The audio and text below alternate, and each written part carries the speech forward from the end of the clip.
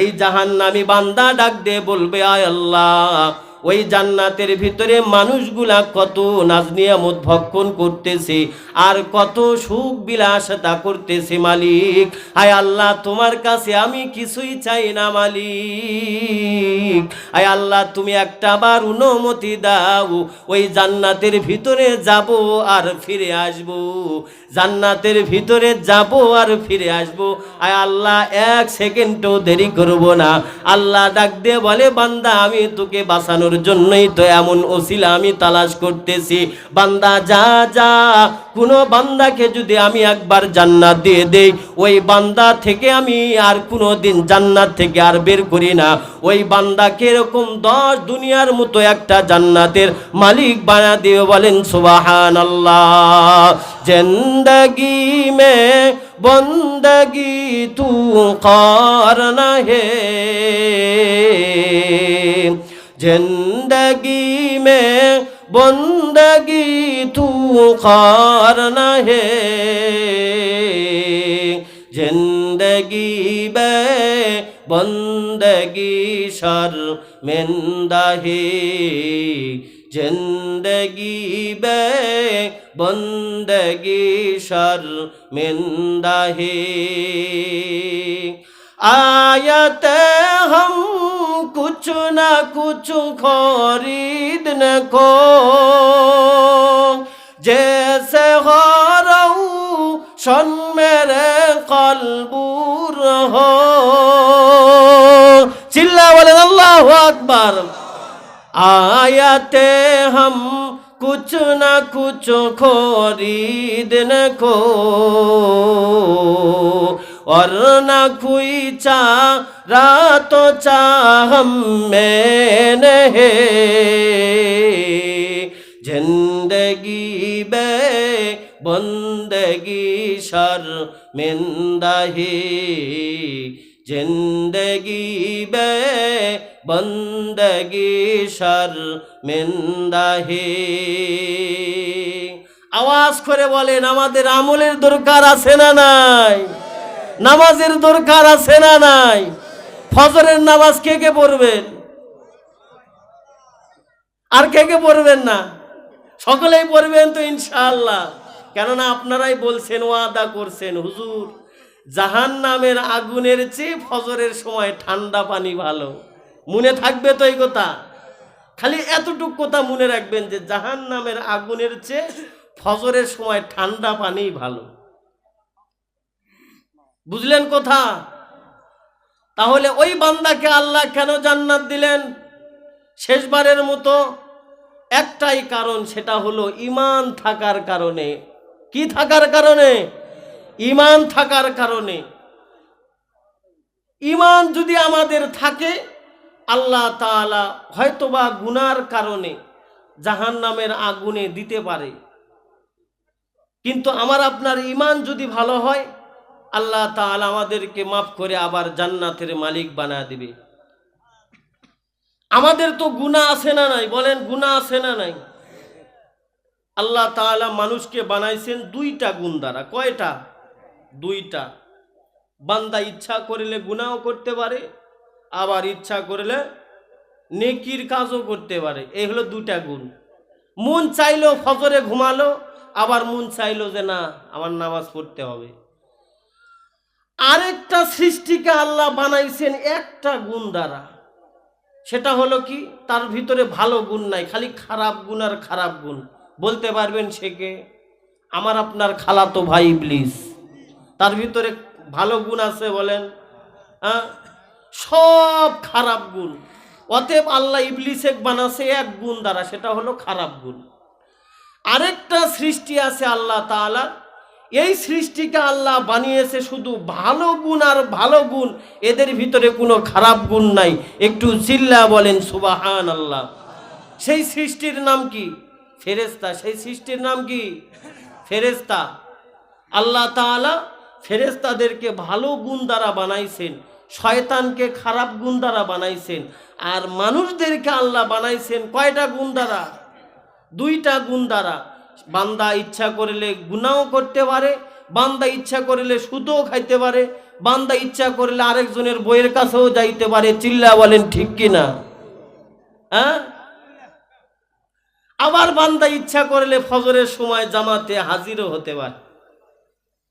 তো এজন্য সব কথার এক কথা হলো কি, আমাদের নেক আমল করতে হবে, এর পাশাপাশি আমাদের ইমানকে ঠিক করতে হবে। আবার দেখবেন কিছু কিছু লোক আছে, দেখবেন মাঠে ঘাটে কাজ করে আর বলে যে গানের ভিতরেই জ্ঞান। এরকম বান্দা আছে না নাই? আমাদের এলাকায় আছে। জীবনেও নামাজ পড়ে না, ঈদের নামাজও পড়ে না, ও আবার গুনগুন করে গান গায় আর বলে যে গানের ভিতরেই জ্ঞান। তোর মতো শয়তান কে আছে? আওয়াজ করে বলেন ঠিক কি না? গানের ভিতরেই যদি জ্ঞান থাকতো তাহলে তো আল্লাহর কোরআন দোয়ার কোনো দরকারই ছিল না। এরকম বান্দা তেরে তেরে বান্দা আমাদের এলাকায় আছে। তো আমাদের ইমান, আল্লাহ পাক রব্বুল আলামিন পৃথিবীর জমিনে কোরআন নাজিল করার পর যত জায়গায় ইয়া আইয়ুহাল্লাযীনা আমানু বলেছেন, এরপরে বলেন ইয়া আইয়ুহাল্লাযীনা আমানু কু আনফুসাকুম ওয়া আহলিকুম নারা। বান্দা তুমি নিজেও জাহান্নামের আগুন থেকে বাঁচো, তোমার আহাল পরিবারকেও তুমি ওই জাহান্নামের আগুন থেকে বাঁচাও। কেননা আল্লাহ নিজে আগে জাহান্নামের আগুন থেকে বাঁচার কথা বলেছেন। এজন্য মুমিন ভাইরা আমার, মুসলমান ভাইরা আমার, সকলেই আওয়াজ করে বলেন তো আমাদের ইমানের দরকার আছে না নাই? আরো জোরে আওয়াজ করে বলেন আমাদের ইমানের দরকার আছে না নাই? কেননা ইমান নিয়ে আমি কথা বলতেছি। একটু আগে যে ঘটনাটা বললাম এরপরে বিপরীত আরেকটা ঘটনা। আল্লাহ বলেন হাসরের ময়দানে দুইজন বান্দাকে আল্লাহ কি করবেন? জাহান্নামের অর্ডার দিয়ে দিবেন। একজন বান্দা দৌড়ে দৌড়ে জাহান্নামের দিকে যাবে, আরেকজন বান্দা একটু পর পর মালিকের দিকে তাকাইবে আর মালিককে দেখবি। আল্লাহ পাক রব্বুল আলামিন সেই দিন বান্দাকে ডাক দিয়ে বলবে, বান্দা তুই আমার কাছে আয়। হে ফেরেশতা, আমার বান্দাকে আমার কাছে নিয়ে আয়। বান্দাকে যখন মালিকের কাছে আনবে, বান্দাকে জিজ্ঞেস করবে, মালিক বান্দা তুই বারবার যাও আর আমার দিকে চাও, তুমি একটু যাও আবার আমার দিকে কেন চাও? ওই বান্দা সেই দিন ডাক দিয়ে বলবে, ওগো আল্লাহ, আজকে হাসরের ময়দানে তুমি আমাকে জাহান্নামের অর্ডার দিয়েছো মালিক, আমি জাহান্নামের দিকে যাইতেছি আর বারবার আমার মালিকের দিকে আমি তাকাইতেছি, আমার মালিককে আমি দেখতেছি। আল্লাহ পাক রব্বুল আলামিন সেই দিন সব খবর ওই বান্দার অন্তরের খবর জানে কি জানে না? সকলেই চিল্লা বলেন জানে কি জানে না? বান্দাকে এরপরেও জিজ্ঞেস করবে, বান্দা তুমি যাও আর আমার দিকে চাও, এর কারণ কি? বান্দা সেই দিন ডাকতে বলবে, মালিক দুনিয়ার বুকে আমরা তোমার হুকুম কেমন মেনেছি আল্লাহ, মাঝে মাঝে মেনেছি আবার মাঝে মাঝে তো মানি নাই। আজকে আমার আমল নামা খারাপের কারণে, আমার আমল নামায় গুনাহ থাকার কারণে আজকে তুমি আমাকে জাহান্নামের অর্ডার দিয়েছো মালিক।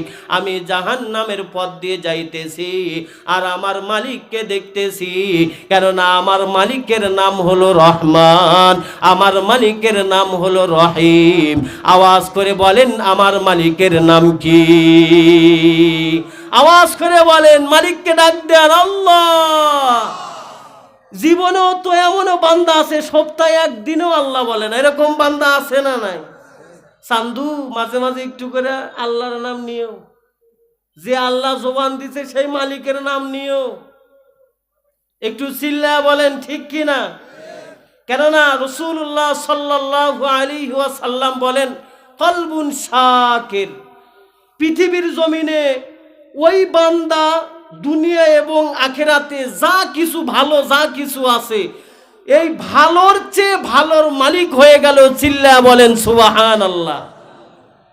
তাহলে রাসূলুল্লাহ সাল্লাল্লাহু আলাইহি ওয়াসাল্লাম কি বলছেন?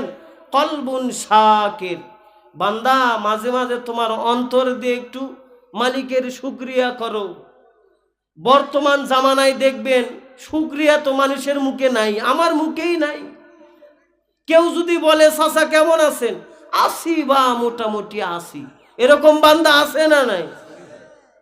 মোটামুটি আছি বা। কে মোটামুটি কে? আল্লাহ তো ঘাটাচ্ছে, আল্লাহ খাওয়াচ্ছে, আবার মোটামুটি কে? এজন্য মালিকের শুকরিয়া আদায় করা দরকার। আলহামদুলিল্লাহ, আওয়াজ করে বলেন আলহামদুলিল্লাহ। সুখে দুঃখে শুকরিয়া করব কার? আওয়াজ করে সকলেই বলেন কার? হ্যাঁ, মাঝে মাঝে বলবেন আলহামদুলিল্লাহ। কেননা এই কথার চেয়ে দামি কথা আর নাই, এই কথার চেয়ে কি নাই? দামি কথা আর নাই। এই কারণে আল্লাহ পাক রব্বুল আলামিন এই আলহামদুলিল্লাহ সর্বপ্রথম দিয়েই কোরআনটা সাজাইছেন। চিল্লায়া বলেন ঠিক কিনা? এজন্য আমরা মাঝে মাঝে সুখে দুঃখে শুকরিয়া করব কার? বলেন শুকরিয়া করব কার? আল্লাহর। কেননা আমার পায়ে স্যান্ডেল নাই, জুতা নাই। যদি আমার চেয়ে সর্বনিম্ন মানুষের দিকে তাকাই, যাদের পা নাই, তাহলে ওই বান্দার চেয়ে আমি ভালো আছি না? বলেন। তাহলে অটোমেটিক আমার জবান থেকে বের হবে আলহামদুলিল্লাহ, আল্লাহ ওর চেয়ে আমাকে কত ভালো রাখছেন। এজন্য শুকরিয়া করব কার? কোথায় কোথায় একটা মনে পড়লো, বলবো? আমি যেখানে বর্তমানে এখন খেদমত করি, আমি একসময় ওই মাদ্রাসায় পড়তাম। আমার জীবনের শুরু, মানে হেফজ শুরু। আমি ওখান থেকে হেফজ শেষ করে চলে আসছি। এরপরে মৌলানা পাশ করার পরে আবার ওনারা আমার ডাকছেন, ওখানে চাকরি করি। তো যখন আমি ওখানে পড়তাম, আমাদের চেয়ে একটু বড় ওই ভাইয়ের চেহারাটাও মোটামুটি সুন্দর। এই 8-10 বছর পর আমি যখন চাকরি নিছি, হঠাৎ করে দেখি ওই ভাই আমার সাথে বাম হাত দিয়ে মুসাফা করতেছে। কি ব্যাপার? তো ওই ভাই তখন ডাক দিয়ে বলতেছে, ভাই আজ থেকে 2-3 বছর আগে আমি কাপড়ের ব্যবসায় লাগছিলাম, গামছা, লুঙ্গি, শাড়ি। তো বগুড়া থেকে যখন আমি মাল নিয়ে আসতেছি, গাড়ি অ্যাক্সিডেন্ট করে আমার এক পা আর এক হাত অ্যাক্সিডেন্টে কি আল্লাহ তাআলা নিয়ে গেছেন। আমি কিন্তু ভালো মানুষ দেখছি ওই সময়। এরপরেও বান্দা বলতেছে আলহামদুলিল্লাহ। তাহলে যে মালিক পা দিছেন ওই মালিকই নিয়ে গেছেন। চিল্লা বলেন ঠিক কিনা? তো এরকম বান্দা সুখে দুঃখে শুকরিয়া করবে কার? আল্লাহর। কিন্তু আমাদের সমাজে এখন শুকরিয়া নাই, যেটা একটু আগেই বললাম, নাই বলতেই চলে। কাকা কেমন আছেন? আসিবা। ভাই কেমন আছেন? আসিবা। জবানে আলহামদুলিল্লাহ উচ্চারণ হয় না। এরকম বান্দা আছে না নাই? এজন্য আজকে এখান থেকে শিখেন, কোনো বান্দা যদি বলে যে কেমন আছেন, সর্বপ্রথম বলার চেষ্টা করবেন আলহামদুলিল্লাহ, মালিক যেমন রেখেছেন আমি বান্দা তেমনই আছি। চিল্লায় বলেন ঠিক কিনা? তাহলে আলহামদুলিল্লাহ আজকে থেকে আমরা পালন করব তো ইনশাআল্লাহ। ইনশাআল্লাহ এটাই হলো আমার সবক। এই এত কথার আপনার মানা লাগবে না, যে কোনো একটা মানেন এখান থেকে নিয়ে যান, তাহলেই কামিয়াব হয়ে যাবেন। এরপরে রাসূলুল্লাহ সাল্লাল্লাহু আলাইহি ওয়াসাল্লাম বলেন, ওয়ালিসানুন যাকির, বান্দা তুমি তোমার অন্তরটা এমন দামি বানাও যে অন্তরে মালিকের জিকির করবে, মালিকের শুকরিয়া আপন করবে, মালিকের জিকির করবে। বর্তমান জামানায় দেখবেন সুবহানাল্লাহ সুবহানাল্লাহ আলহামদুলিল্লাহ বলার মানুষ কিন্তু খুব কম পাওয়া যায়। চিল্লা বলেন ঠিক কিনা? কারণ আল্লাহ পাক রব্বুল আলামিন বলেন, ইয়া আইয়ুহাল্লাযীনা আমানু যকুরুল্লাহা যিকরান কাসীরা ওয়াসাব্বিহুহু বুকরাতাও ওয়া আসীলা। বান্দা তুমি আমার নাম উচ্চারণ করো, আমার পবিত্রতা বর্ণনা করো। কখন? ওয়াসাব্বিহুহু বুকরাতাও ওয়া আসীলা, সকাল সন্ধ্যা তোমার জবান দ্বারা আমার নামের জিকির করো। সকলে চিল্লা বলেন সুবহানাল্লাহ। সকাল সন্ধ্যা জিকির করার কথা বলছেন আল্লাহ। আমরা কয়জন করি?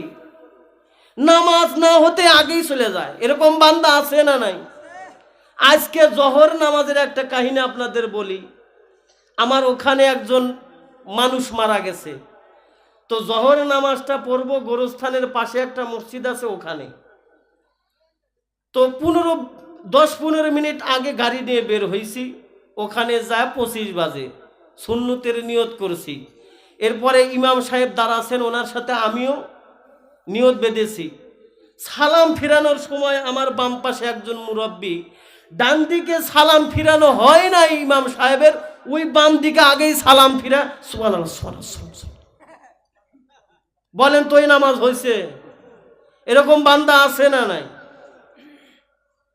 ডান দিকে সালাম ফিরানো হয় নাই, বান্দা আগেই ডান দিকে শেষ করে আবার বাম দিকে শেষ, হাতে গুনিচ্ছে। তো আল্লাহ পাক রব্বুল আলামিন আমাদেরকে সঠিক বুঝ দান করুক। সকলে বলেন আমিন, আরো জোরে বলেন আমিন। নেক আমল নিয়ে কবরে যাওয়ার তৌফিক দিক, সকলে বলেন আমিন। বেশি বেশি করে দোয়া করবেন, আল্লাহ আমাকে আপনি হেদায়েত দেন। যদি আল্লাহর কাছে না চাই, আল্লাহ দিবে? বলেন। মার কাছে যদি না চাই, মা দিবে? আল্লাহর কাছে জন্য চাইতে হয়। রাসূলুল্লাহ সাল্লাল্লাহু আলাইহি ওয়াসাল্লাম বলেন, বান্দা তোমরা পৃথিবীর জমিনে মালিকের কাছে 4টা জিনিস চাও, এর ভিতরে 1 নাম্বার হলো কলবুন শাকির, 2 নাম্বারে হলো ওয়ালিসানুন জাকির, পবিত্রতা বর্ণনাকারী একটা জিহ্বা চাও, জবান চাও।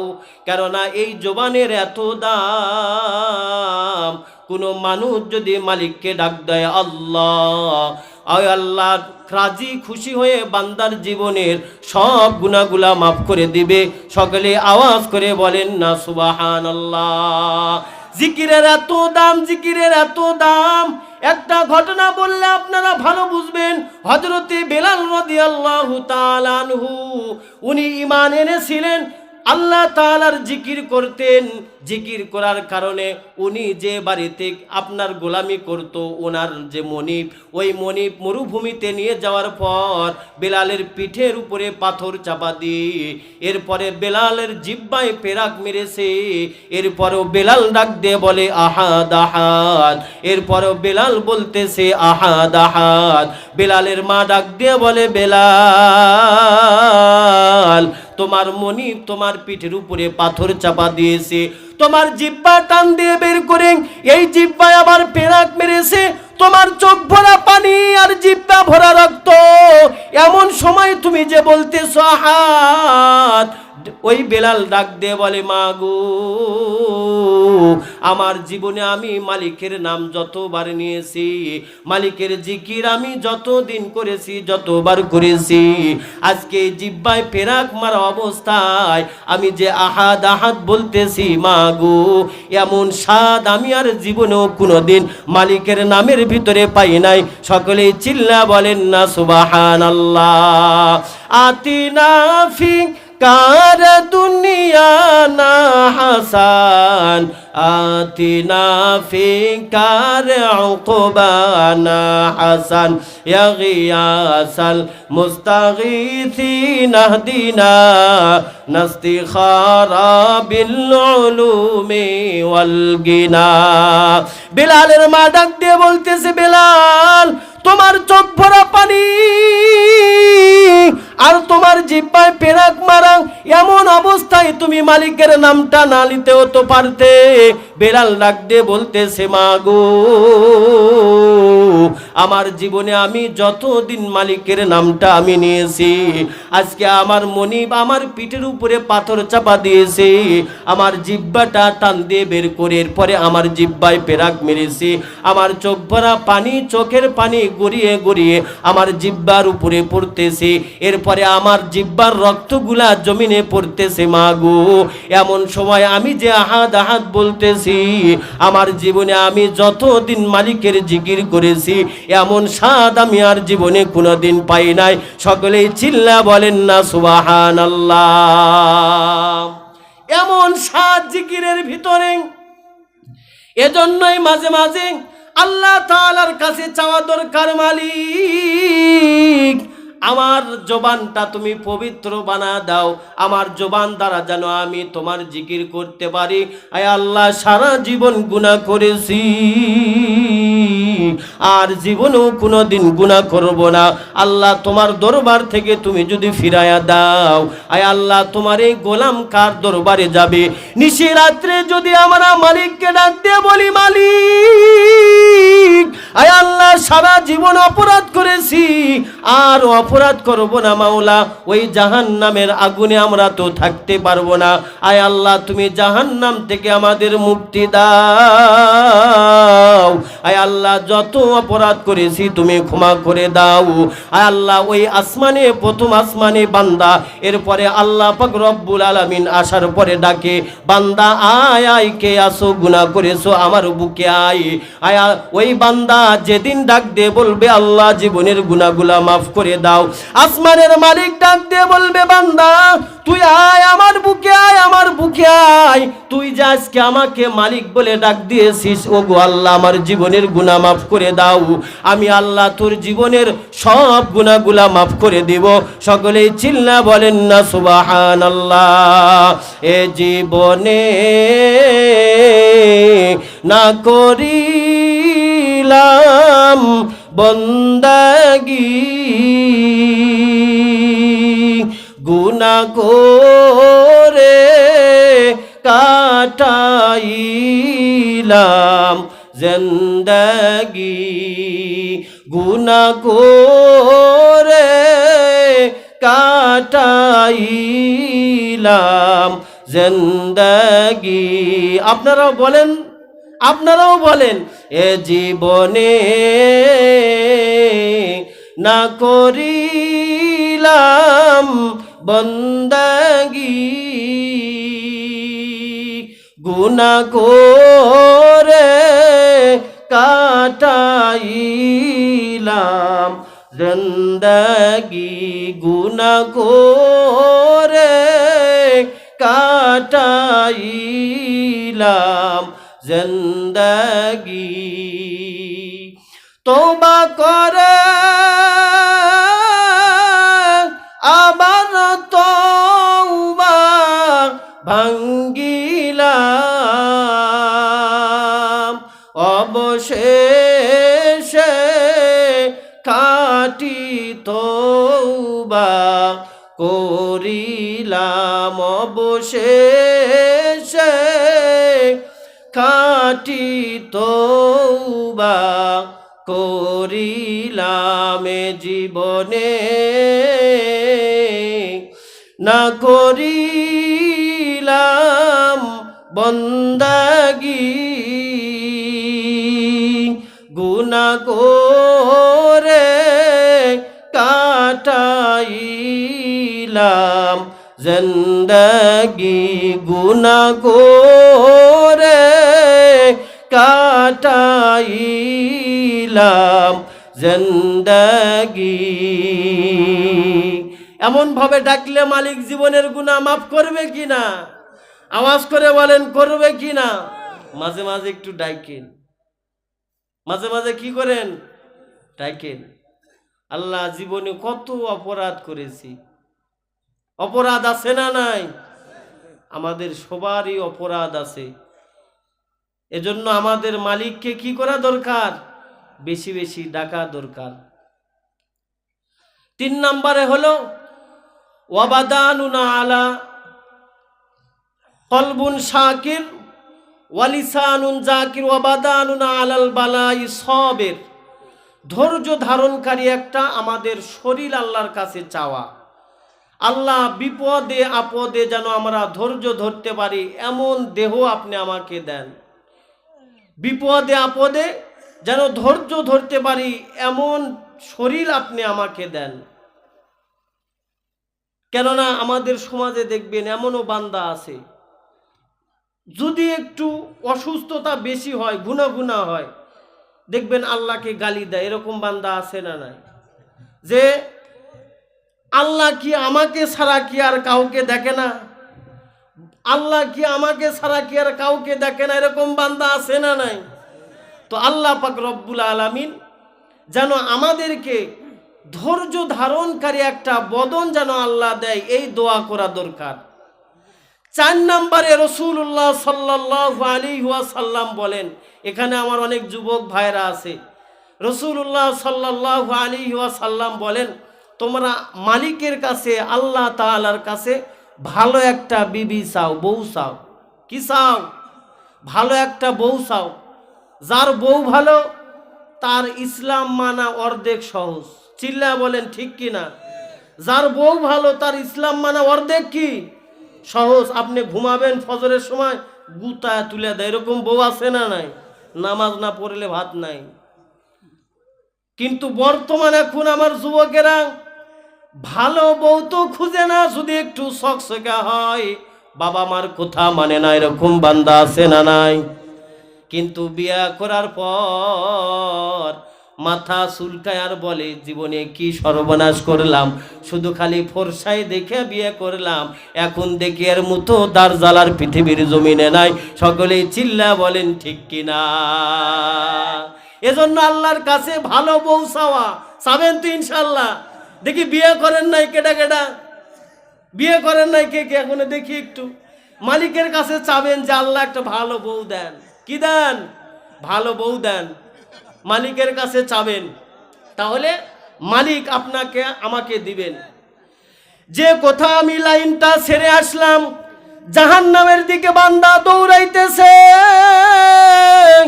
বান্দা যাইতেছে আর মালিকের দিকে চাইতেছে। আল্লাহ ওই বান্দাকে ডাক দিয়ে বলবে, বান্দা তুই জাহান্নামের অর্ডার আমি তোকে দিয়ে দিলাম, বান্দা তুই যাস আর আমার দিকে ফিরে ফিরে চাস, এর কারণ কি?